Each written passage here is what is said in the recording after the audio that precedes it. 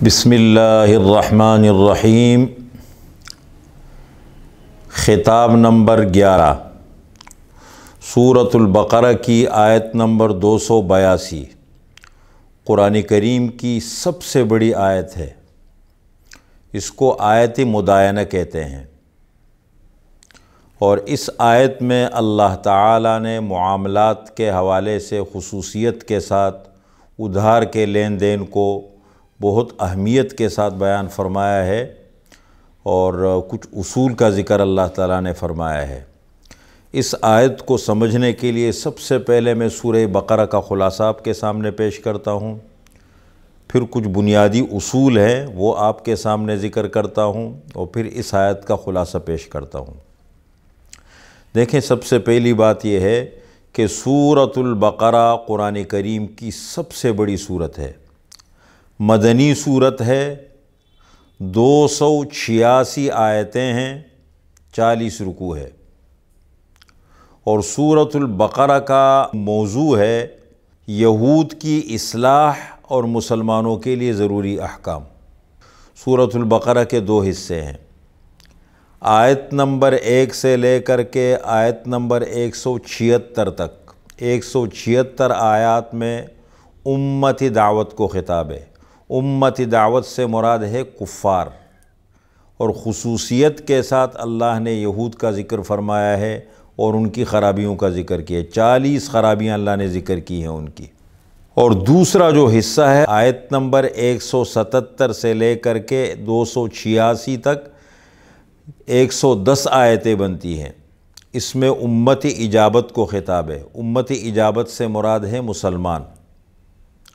66 آیات میں اللہ نے بہت سارے احکام بیان فرمائے ہیں، معاشرت کے حوالے سے، معاملات کے حوالے سے بڑے تفصیلی احکام اللہ نے ذکر کیے ہیں۔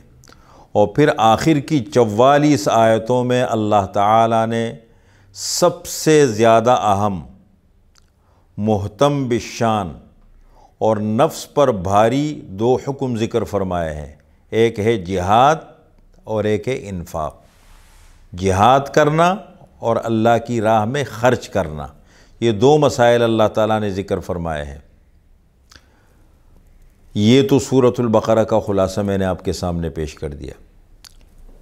نمبر 2، یہ جو سورۃ البقرہ کی آیت نمبر 282 ہے، اس کو کہتے ہیں آیت مدائنہ۔ یہ سب سے بڑی آیت ہے قرآن کریم کی۔ دین کہتے ہیں ادھار کو، قرض کو۔ مدائنہ کا مطلب یہ ہے آپس میں لین دین کرنا ادھار پر۔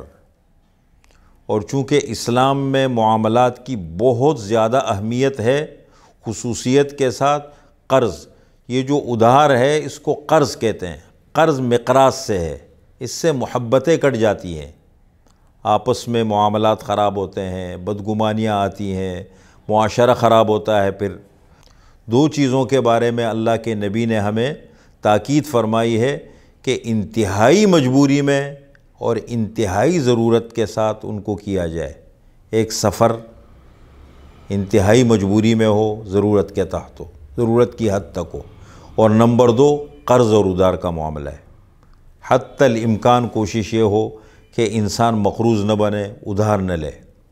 اس حوالے سے اس آیت کے اندر اللہ تعالیٰ نے 3 چیزوں کی بڑی تاکید کی ہے۔ ایک تو یہ ہے کہ ادھار کا لین دین کرو تو لکھو اس کو، یا ایھا الذین آمنوا اذا تداینتم بدین الی اجل مسمی فاکتبوا۔ جب تم کوئی معاملہ کرو ادھار کا کسی وقت مقرر تک، پہلی بات اس کو لکھو، تحریر لکھو۔ دوسری بات یہ ہے واستشہدوا شہیدین من رجالکم، 2 مردوں کو گواہ بنا لو۔ فَإِن لَّمْ يَكُونَا رَجُلَيْنِ فَرَجُلٌ وَامْرَأَتَانِ مِمَّنْ تَرْضَوْنَ مِنَ الشُّهَدَاءِ، اگر 2 مرد نہ ملے تو پھر 1 مرد اور 2 خواتین۔ مِمَّنْ تَرْضَوْنَ مِنَ الشُّهَدَاءِ، گواہ بھی ایسے لوگوں کو بنایا کرو جن پر تمہارا اعتماد ہو، دونوں پارٹیاں اس پہ راضی ہو، ان پر اعتماد ہو، ایسے لوگوں کو گواہ بناؤ۔ اور تیسری بات، یہ جو دستاویز ہے، تحریر لکھی جائے، یہ کن کی طرف سے ہو؟ جو ادھار دینے والا ہے یا ادھار لینے والا ہے۔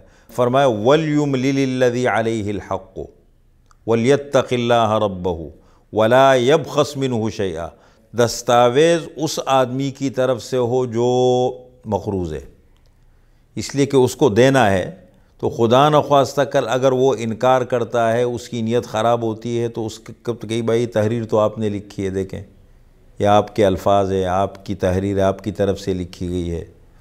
یہ بڑا اہم مسئلہ ہوتا ہے، یہ جب عملاً انسان کا واسطہ پڑتا ہے نا تو پھر انسان کو پتہ لگتا ہے۔ 6666 آیتیں ہیں جمہور کے ہاں، لیکن سب سے بڑی آیت قرآن کریم کی یہ آیت مداینہ ہے جو لین دین سے متعلق ہے۔ دو باتیں ہو گئی۔ تیسری بات، بیع کی 4 قسمیں ہیں۔ ہم آپس میں خرید و فروخت کرتے ہیں، لین دین کرتے ہیں، تو بیع کی 4 قسمیں ہیں۔ نمبر 1، بیع الدین بالدین، ادھار کو ادھار کے بدلے میں بیچنا۔ جو چیز بیچی جا رہی ہے وہ بھی ادھار ہو اور قیمت بھی ادھار ہو، یہ بالاتفاق تمام علماء فقہا کے نزدیک ناجائز ہے۔ نمبر 2، بیع العین بالدین، جو چیز بیچی جا رہی ہے وہ نقد ہے اور قیمت ادھار ہے، بالاتفاق جائز ہے۔ جیسے ہم چیز لے لیتے ہیں، قیمت بعد میں ادا کرتے ہیں۔ نمبر 3، بیع الدین بالعین، بیع الدین بالعین کا مطلب یہ ہے قیمت نقد ہو، ایڈوانس قیمت دے، مبی بعد میں لے، اس کو بیع سلم کہتے ہیں۔ اور حضرت عبداللہ بن عباس رضی اللہ تعالی عنہما جو ترجمان القرآن قرآن کریم کے بڑے ماہر تھے، ان کے لیے حضور صلی اللہ علیہ وسلم نے دعا کی تھی۔ فرماتے ہیں کہ یہ جو آیت ہے یہ اس قسم کے بارے میں اتری ہے کہ اس معاملے میں لکھو جو بھی یہاں اصول بتائے گئے، خصوصیت کے ساتھ اس قسم کو اللہ نے ذکر فرمایا ہے۔